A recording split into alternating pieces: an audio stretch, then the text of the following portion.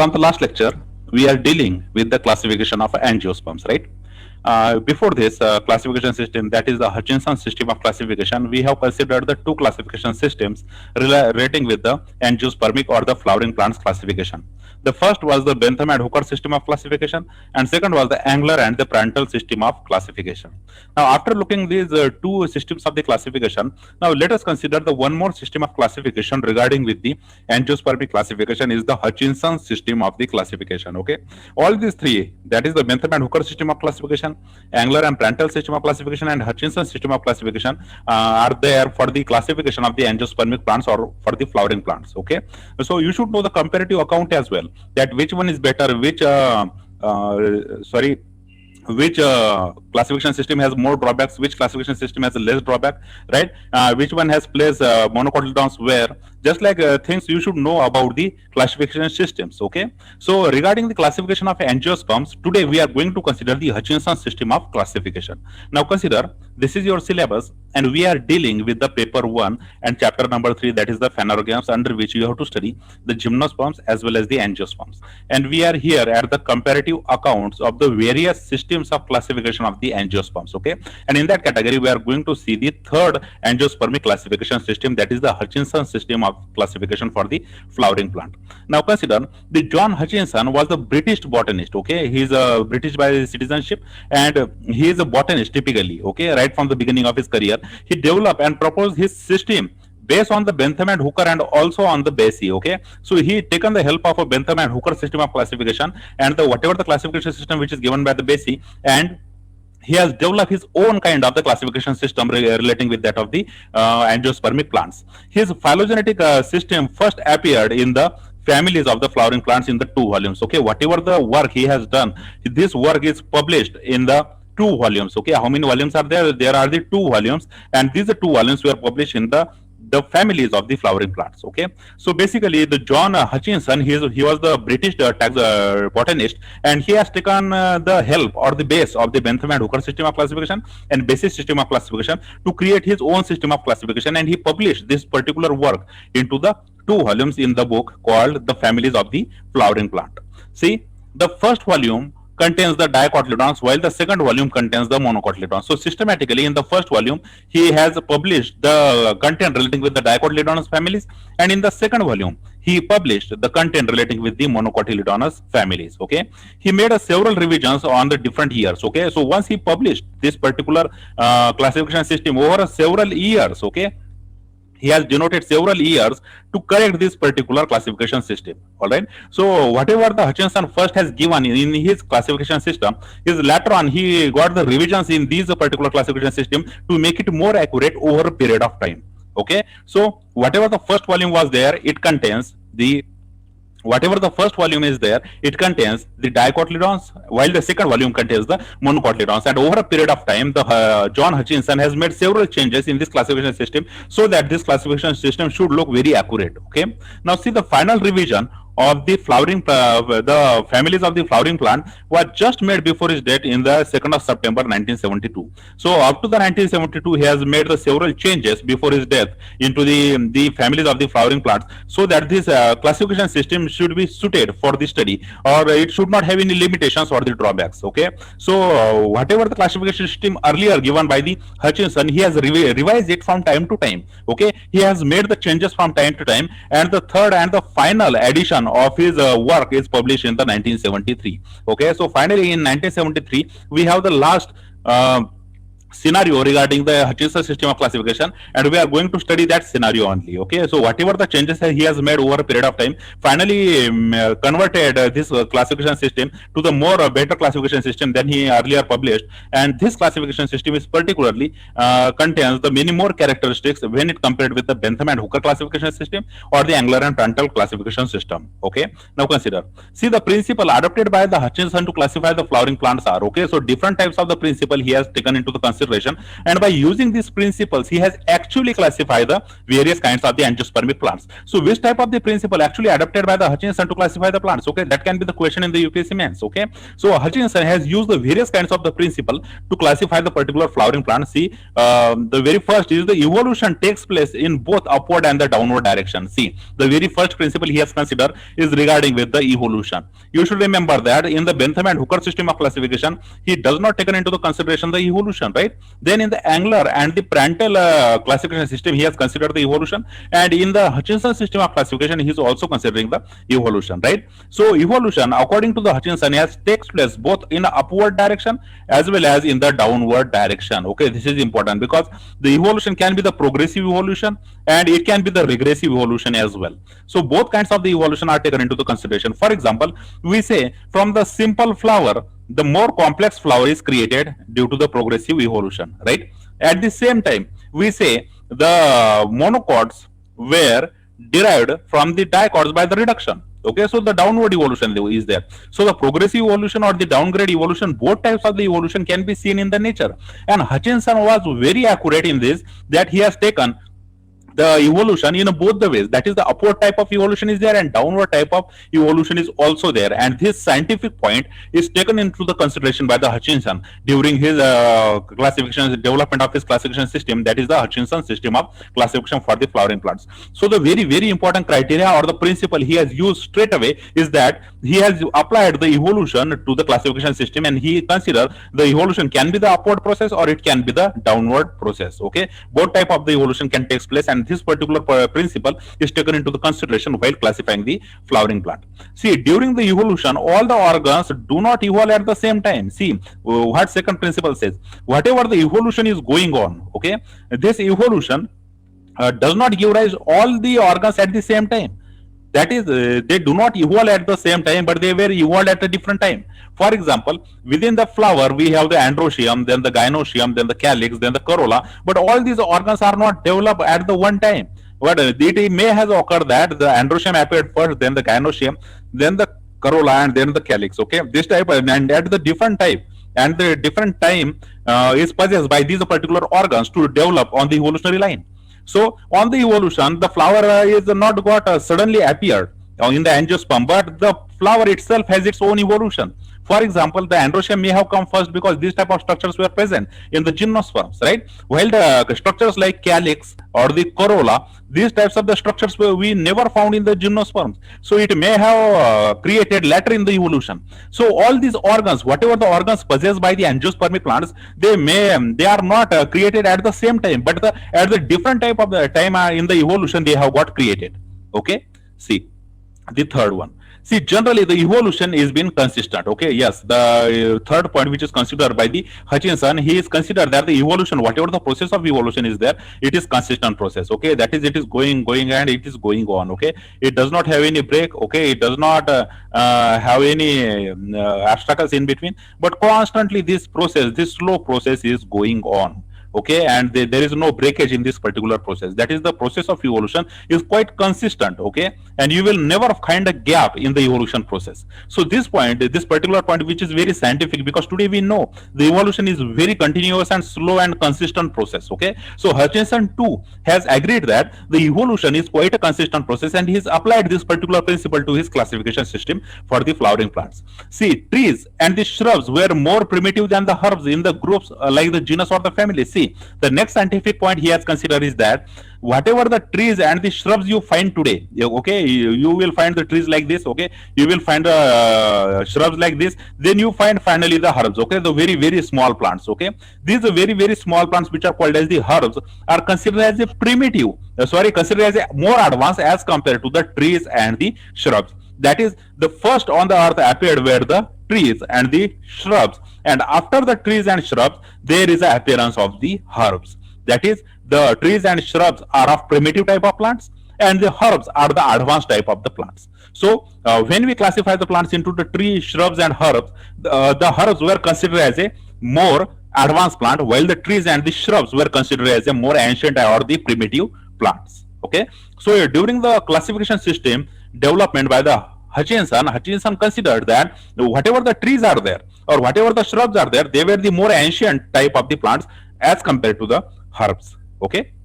Now consider trees and the shrubs are primitive than the climbers as well. Okay, as you know, the climbing plants are like this, and they are different from the trees and the shrubs. And again, these climbers were considered as a more advanced plant when it compared with the trees and shrubs. Okay, so on the evolutionary line, first there is a tree, there is a shrubs, and after that there is a appearance of the climbers. Okay, so climbers are having the weak stem. Okay, they are like these plants. Okay, they are having the very weak stem, and this type of the climber plants. Okay, which likes to climb on the wall or on any object. Okay, this type of the climber plants were more advanced, that is they were created recently when it compared to the trees and shrubs. That is, the trees and shrubs are the ancient or the primitive when it compared with that of the climbers. See, the perennials are older than the annuals and the biennials. Okay, so here whatever the perennial plants are there, the plants which shows the perennial type of habit, these the perennial plants are considered as the ancient plant in the Hutchinson system of classification, while the annual plants or the biennial plants are considered as the advanced plants. Okay,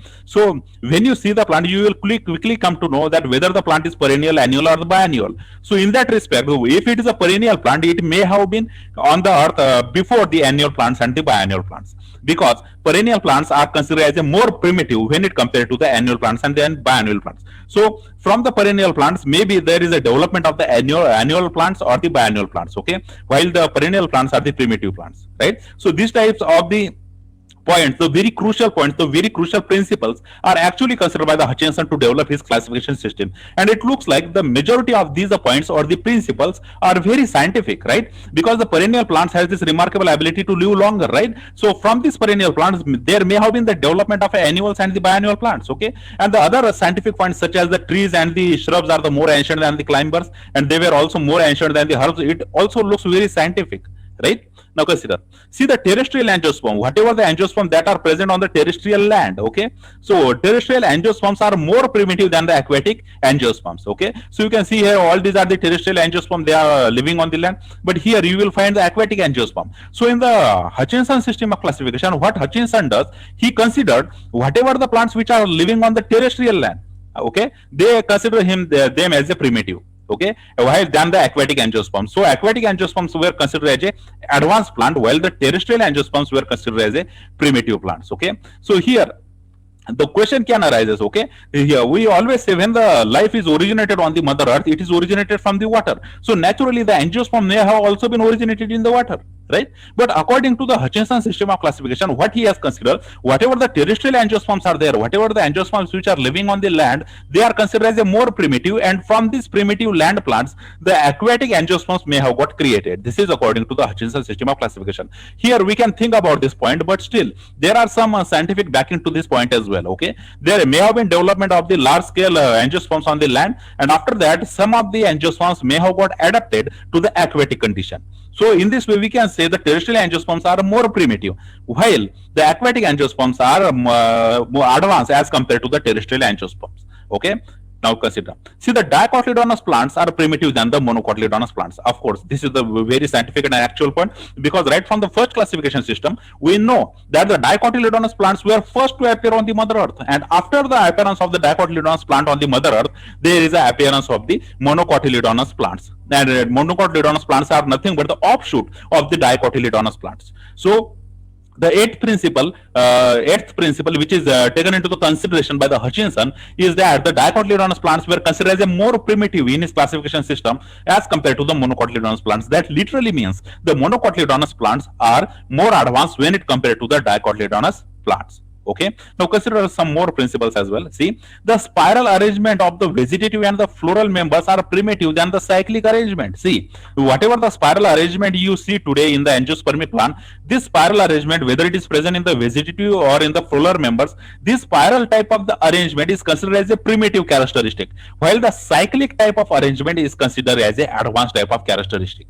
Okay, so if you find the spiral type of arrangement of its vegetative, that is the leaves part or the leaves part, or the in the floral members, if you find the spiral arrangement, this can be considered as a primitive. Okay, that is the earlier flowers we are showing this type of the spiral arrangement, while the modern flowers were showing the cyclic type of arrangement. So here, one thing you have to remember is that whatever the spiral arrangement today we find in the angiospermic plants, it is considered as a primitive one, while whatever the cyclic arrangements is there, these are cyclic arrangements are considered as a more advanced. See, normally the simple leaves were more primitive than the compound leaves. As you know, simple leaves are those leaves which contains only the one single lamina or the one blade. Okay, blade is not divided into the many leaflets. So such a kind of the leaf is called as the simple leaf. Okay, so this simple leaf is considered as a more primitive in the Hutchinson system of classification than the compound leaves. Okay, this type of leaf is considered as a compound leaf because many leaflets are created out of the one lamina.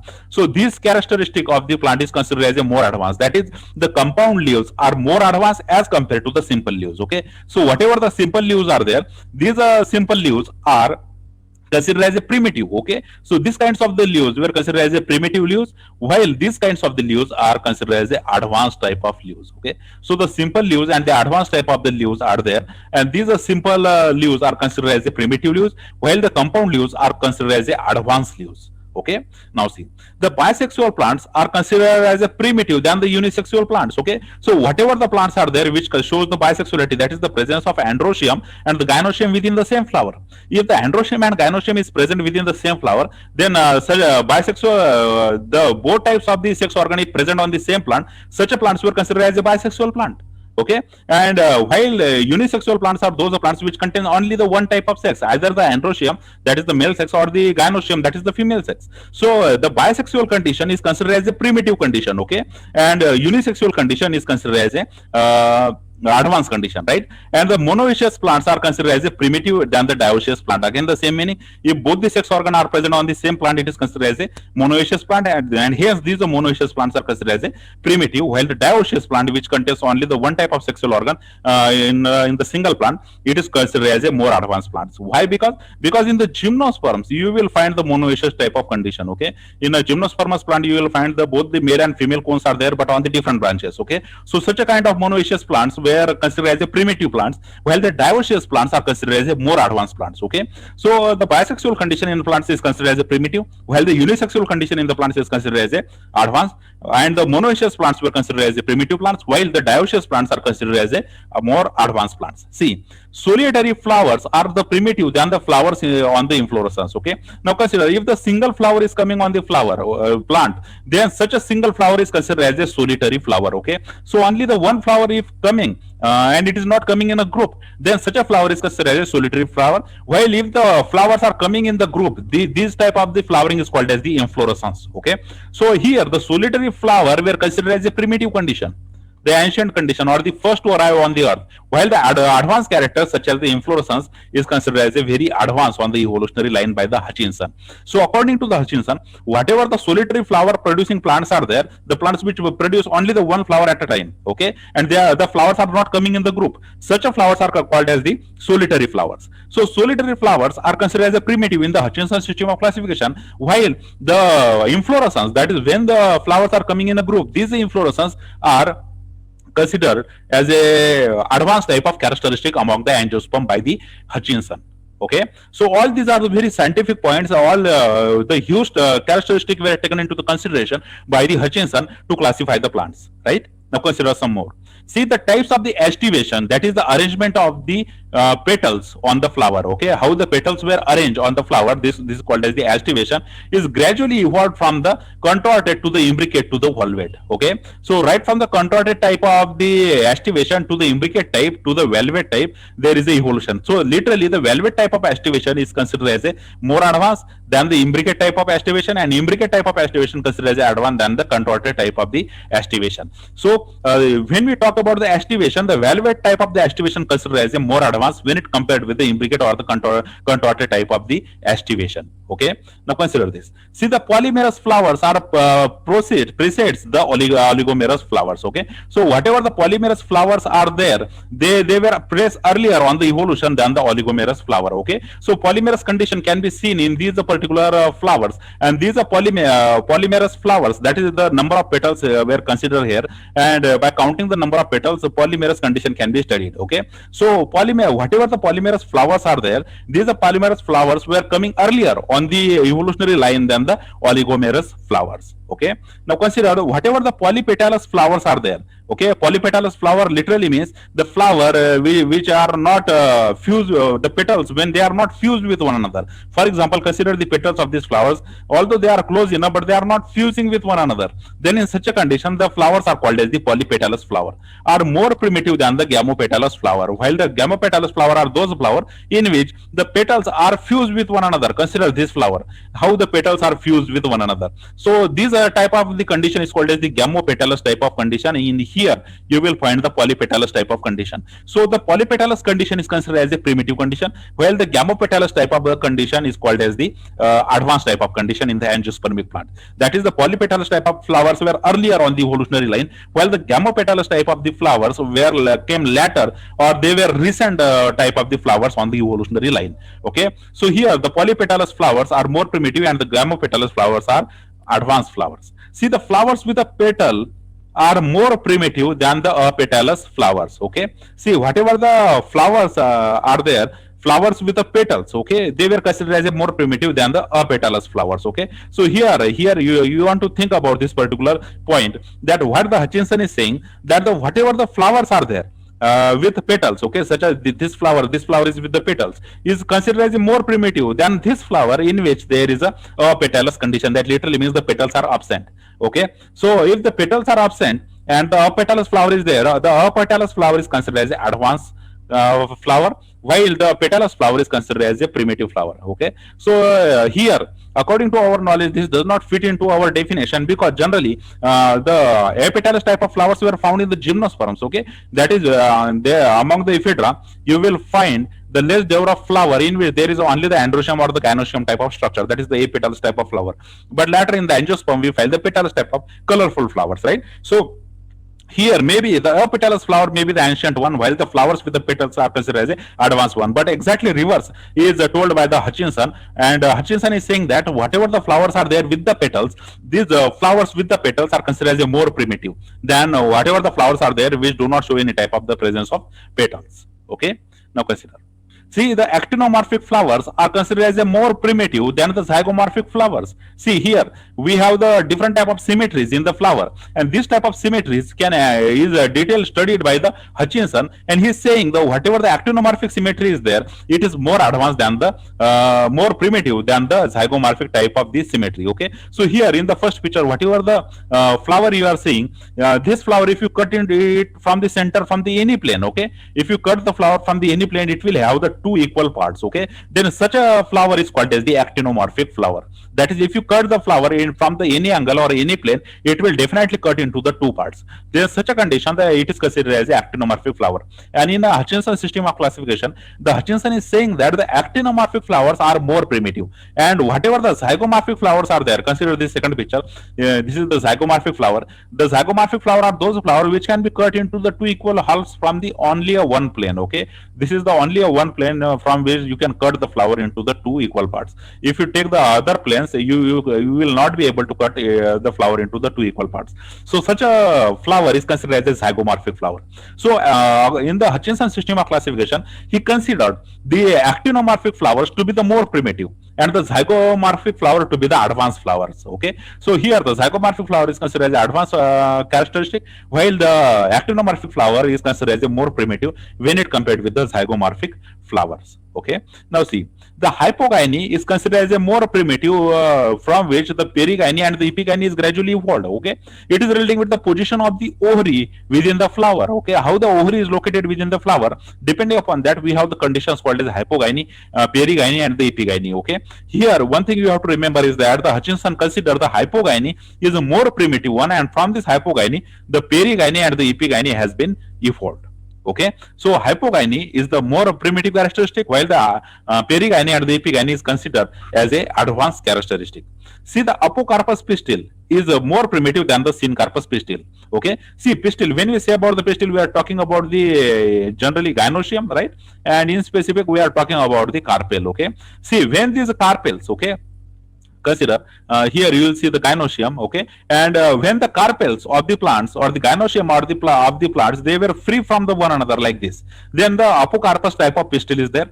And if these carpels are fused with one another, then in such a condition the carpel is said to be the syncarpus type of the pistil. Okay, so apocarpus condition is there in which there is a presence of the separate pistils or the carpels, or if they are fused with one another, it is considered as a syncarpus type of the pistil. Okay, so apocarpus pistil and the syncarpus pistil, two types of the pistils are there.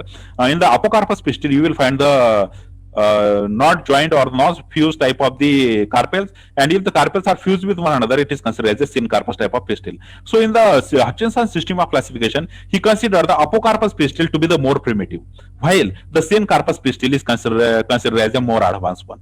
Okay, so carefully remember, the apocarpus pistil is the more primitive, while the syncarpus pistil is considered as a advanced one. See, polycarpy, that is the presence of many carpels, okay, within the flower. The presence of many carpels, that is the polycarpy, is considered as a more primitive than the gynoecium with the few carpels. Okay, so according to the Hutchinson, if the few carpels are present, the very few carpels are if present in the angiospermic flower, then it is considered as an advanced flower. While if it contains the many carpels in the single flower, it is considered as a primitive type of condition. Okay, so polycarpy is a primitive type of condition over a few carpel presence in the flowers, and if the few carpels are present, this is considered as a advanced type of characteristic. Okay, now consider, see, the flowers with the many stamens are considered as a primitive with the flowers with few stamens. Okay, so if the flowers is containing the many stamens or the androecium, the individual member of androecium is considered as a stamens. Okay, so many stamens, if they are present within the single flower, then it is considered as a primitive characteristic. And if the very few, see, 4 to 5 stamens is present in the flower, it is considered as an advanced one. Okay, so from these Hutchinson's points, what we understand, Hutchinson is trying to saying that these number of stamens got reduced over a period of time, and whatever the reduced number of the androecium today we have in the flowering plants, it is considered as a advanced plants. Okay, these are considered as a very advanced plants with a very few stamens, while if you find the maximum of the stamens in any plants, this can be considered as a less advanced or the primitive type of the condition. Okay, so this primitive type of condition shows the maximum of the stamens, while the stamens are very few in case of the advanced type of the flowers. So this is according to the Hutchinson. Okay, now see, the flowers with the separate anthers are considered as more primitive than the fused anthers or the filaments. Okay, so if the anthers are free from one another, it is considered as a primitive condition. See, condition here like this, the anthers are free from one another. Okay, they are separated from the one another, then in such a condition these anthers were considered as a primitive condition. Okay, while whatever the anthers are there which are fused with together, okay, just like from the base their filaments is fusing with one another, and at the top they were showing the presence of anthers, okay, or the anthers or the pollen grains. Okay, so such a type of condition we are considered as a advanced condition. But in the flowers, whatever the flowers are there which are showing the separate anthers, these are separate condition is considered as a primitive condition, while the flowers with the fused anthers were considered as a more advanced type of condition. Okay, now see, the endospermous seeds with a small embryo is a primitive. Okay, we have already discussed what is the endospermic seed. This endospermic seed, whatever the endospermic seed with the small embryo, it is considered as a primitive type of condition, while whatever the non-endospermic seeds are there, or whatever the non-endospermic seeds example we have studied earlier, these non-endospermic seed which have a very large embryo, this condition is considered as a more advanced one. Okay, so endospermic seed is an ancient one, while the non-endospermic seed is considered as a advanced one. That literally means the non-endospermic seed is developed from the endospermic seed. This is according to the Hutchinson. Hutchinson is saying if there is endospermic seed, the plant is ancient plant, and if the whatever the seed is there which is non-endospermic, it is considered as a more advanced type of seed. Okay, now see, the single fruit is primitive than the aggregate type of fruit. Okay, so if you find the single fruit like this in the mango, you will find the single fruit born. Okay, but in the custard apple, for example, in the custard apple, you will see the aggregate type of the condition. So this single fruit type of condition is considered as a more advanced. Okay, sorry, it is considered as a more primitive when it compared with the aggregate type of fruit such as the custard apple. So custard apple is considered as a more advanced when it compared with the mango. Okay, this is according to Hutchinson. He is saying whatever the single fruits are there, these the single fruits are primitive in nature, while the aggregate fruits are more advanced, which are developed from the single fruits. Right. So all these are the principles actually taken into the consideration by the Hutchinson to develop his system of classification for the angiospermic plants. Right now, see, then after considering such a huge number of the principles, the Hutchinson has divided the angiospermy into the two subphyla, which is called the dicotyledone and the monocotyledone. Okay, here it looks very accurate because the angiospermic plants, these angiospermic plants which contains the flower, these angiospermic plants is actually divided into the two subphyla by the Hutchinson. The first subphyla is the dicotyledone, while the second subphyla is called as the monocotyledone. Okay, see, the dicotyledone are further divided into the two divisions. These are dicotyledone. Further, it will contain the two divisions. The very first is called as the lignocae. Okay, what it is called? It's called lignocae, and second one is called as the herbaceae. Okay, so lignocae are nothing but the arboreal plants, while the herbaceae are nothing but the herbaceous plants. Okay, so tree habit and the herb habit is considered here. Okay, while classifying the dicotyledons. So dicotyledons are again divided into the two divisions. The first division is the lignocae, and second division is the herbaceae. Okay, so according to the Hutchinson, the angiospermic plants are divided into the two categories, the dicotyledons and the monocotyledons. Then these dicotyledons can again be divided into the lignocae and the herbaceae. Okay, now see, the lignocae includes the woody representatives, that is, these lignocae or the arboreal plants, these are having the woody type of habit. Okay, so here you can see this plant is showing the woody type of habit. It is showing the very strong stem. Okay, so the very strong stem is there, the secondary growth is there, and such a kind of plants were placed in the lignocae. Okay, and derived from the magnoliales, and the herbaceae includes most of predominantly the herbaceous family derived from the rannales. Okay, so whatever the plants which are derived from the magnoliales, these are the woody representatives, and they were placed in the lignocae, while whatever the herbaceous plant families are there, predominantly herbaceous plant families are there which are developed from the rannales, these are placed into the herbaceae. Okay, that is the herbaceous plant. So here, if you take into the consideration, it is very interesting point here that the Hutchinson considered the habit here, that is whether the plant is tree or the herb. All the tree were placed in the lignocae, while the herbaceous plants are placed into the herbaceae. Okay, see, the subphylum, that is the monocotyledons, are further divided into the three divisions which are called as the calciferae, coroliferae, and the glumiferae. Okay, here the monocotyledons are divided into the three categories. 1, 2, and 3 categories are there. The first category is the calciferae, second is the coroliferae, and third is the glumiferae.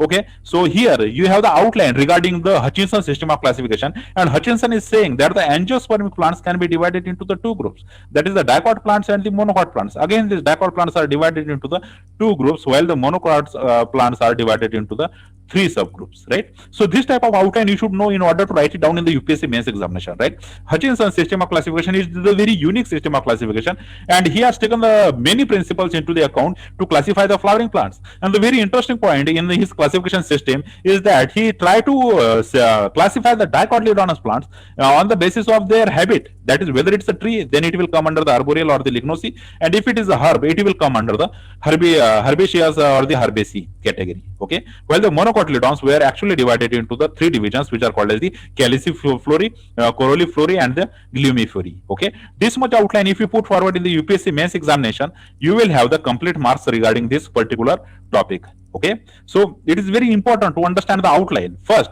the angiospermic plants are divided into the two categories, the dicot category and the monocot category. The dicot are divided into the two subclasses, which is called as the lignocae and the herbaceae, while the monocotyledons are divided into the three subclasses, which are called calciferae, coroliferae, and the glumiferae. Okay, now consider the divisions of the lignocae was further divided into the 54 orders. Okay, so here we will have the 54 more orders, which are beginning with the manganiales and ending with the verbenales. Okay, so it is this order are starting from the manganiales and it will end with the verbenales. That literally means the manganiales were considered as the more primitive plants and the verbenales were considered as the most advanced plants. Okay, so please remember the outline, the angiospermic plants. Here we have the dicot and here we have the monocot. Okay, so in the dicot again we have the herbaceae, and the second the woody type of plants on the one hand, and the second type of the herbs type of the plants on the other hand. While in the monocotyledons, again we have the three categories, okay, one, two, and three categories. And again, these whatever the lignaceae division we have created in the dicotyledons, it is divided into the 54 orders, okay. So 54 orders are there. These are 54 orders are starting from the mangonels, and the it is ending with the verbenils. That literally means the mangonelials were considered as a more primitive plants, while the verbenils were considered as a more ancient plants. Okay.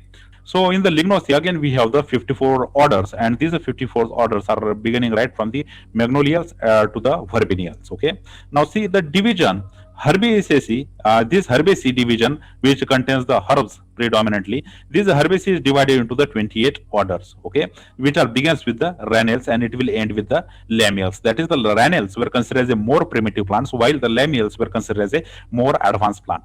So the very basic outline of the Hutchinson system of classification is here, and you should carefully remember to classify the monocotyledons into the three categories, right, and the dicotyledons into the two categories, right. And these are two categories of the dicotyledons are respectively having the 54 orders and the 28 orders. The 58 orders of the Lignaceae were starting from the magnolials and ending with the verbenils, while the 28 orders of the Herbaceae is starting from the ranels and it is ending with the lamelles. Okay, see the division caliciflory of the monocotyledons. Okay, it is divided into the 12 orders. Okay, and it is beginning with the butamels and it is ending with the gingerberils. Okay, so here the monocot order, the first monocot order is caliciflory. It is having the 12 orders in and all.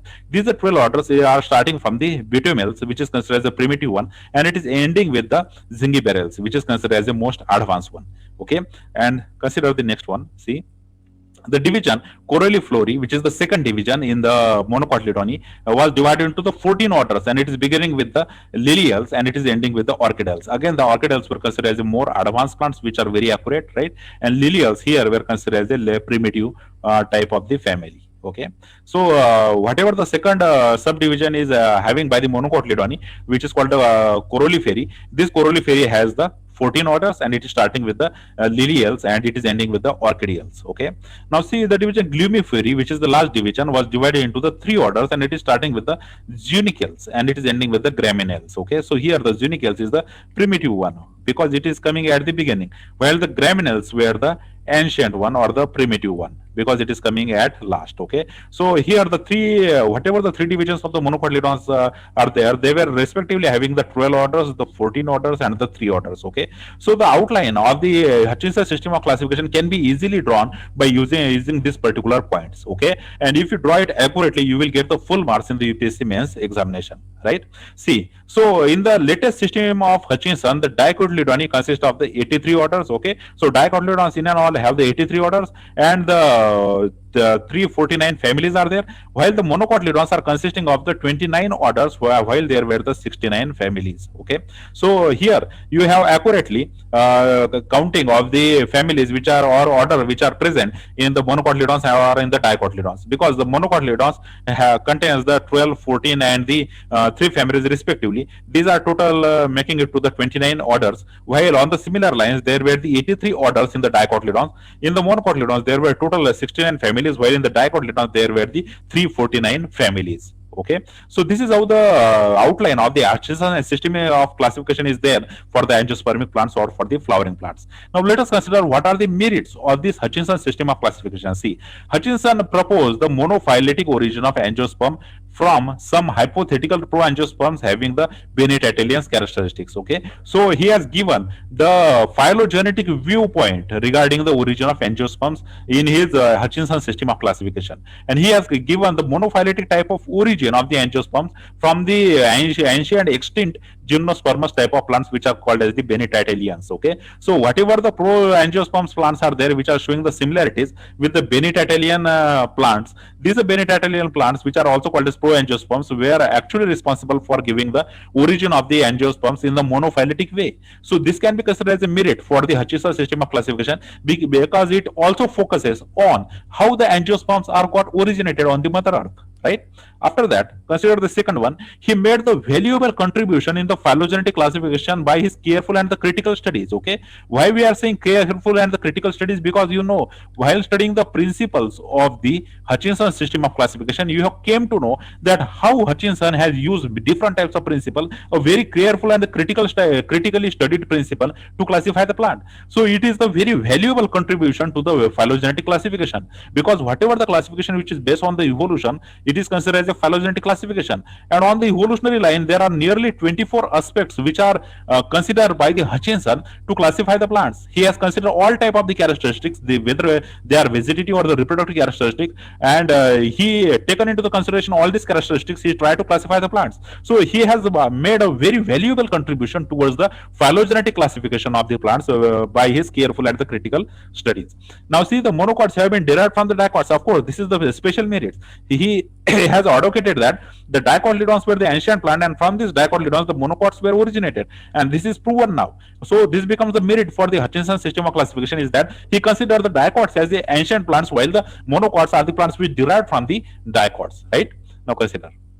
See, according to him, the definition of orders and the families are mostly precise, particularly in case of subphylum Monocotyledons. Okay, so very precise definitions regarding the orders and the families is actually given by the Hutchinson, and these precise definitions of the orders and the families, which are specially can be seen in the subphylum Monocotyledons, is become very merit for over the Bentham and Hooker system of classification or Angler and Prandtl system of classification. So here the Hutchinson is giving the very proper and the precise definitions for the orders and the families, which thing to be called as order and which thing to be called as a family. It is accurately, precisely given by the Hutchinson. So all these four are the considered as a merit of the Hutchinson system of classification. See, now let us consider what are the demerits for this particular Hutchinson system of classification. See, there is a undue fragmentation of the families. Okay, so whatever the families are created under the Hutchinson system of classification, these are considered as undue. Okay, because not the proper classification is not followed to break out the families. Okay, whatever the plants are there, these are plants when they were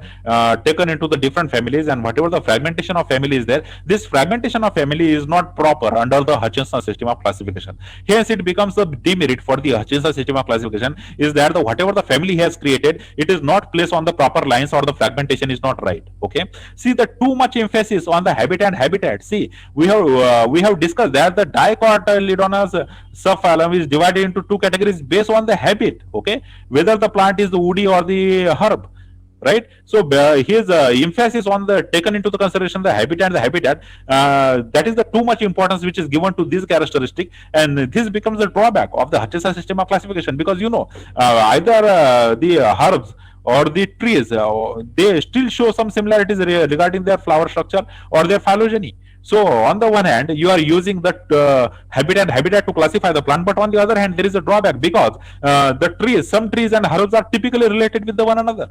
See, thus the creation of the Lignaceae and the Herbaceae is thought to be the defect reflecting the Aristotelian view, because according to the earlier biologists, whatever the Aristotle view is there, the perfect view, which is based on the habitat, it is reflected in the Hutchinson system of classification as well. Okay, so if you use the habit and the habitat, and if you give the too much emphasis on this characteristic only, this can create the problems in the classification system, as it does in the Hutchinson system of classification, because besides taking the other powerful characteristic, he is only relying on the habitat, just like the Aristotelian view. It's just like the ancient view, although he has studied the many principles or many characteristics of the angiospermic plants. He has given the much emphasis to the habitat, and that is why it has become the major drawback for the Hutchinson system of classification, or it is one of the main demerits of the Hutchinson system of classification. See, the origin of angiosperms from the Bennettitalian like ancestor is criticized by the many taxonomists, because anatomical structures of the early dicotyledons are not attainable with such ancestry. We have discussed this, that the Bennettitalian type of origin of the angiosperm is not supported by the many scientists, because whatever the early dicots are there, their anatomy and the Bennettitalian anatomy is quite different from the one another, and hence saying that the angiosperms are derived from the Bennettitalians is not the accurate thing. And hence it again becomes the demerit for the Hutchinson system of classification, that he is saying the angiosperms are coming from the Bennettitalian type of ancestor, because we already today know that whatever the early dicotyledons were there, these early dicotyledons are not showing the anatomical features similar with that of the Bennettitalian. Okay, so all these are the demerits. The very first demerit is the undue fragmentation of families. The second is the giving too much emphasis on the habitat to classify the plant. And the third one is saying that the angiosperms were originated from the Benititalians, although they were showing the different types of anatomies. Okay, so this is all about this topic. Okay, thank you very much for watching this video. Please like this video, share this video with your friends who are studying the botany, and if you haven't subscribed to the Botany Option channel yet, please subscribe to the Botany Option channel for UPSC examination. Again, thank you very much for giving your time. See you in the next video lecture. Thank you.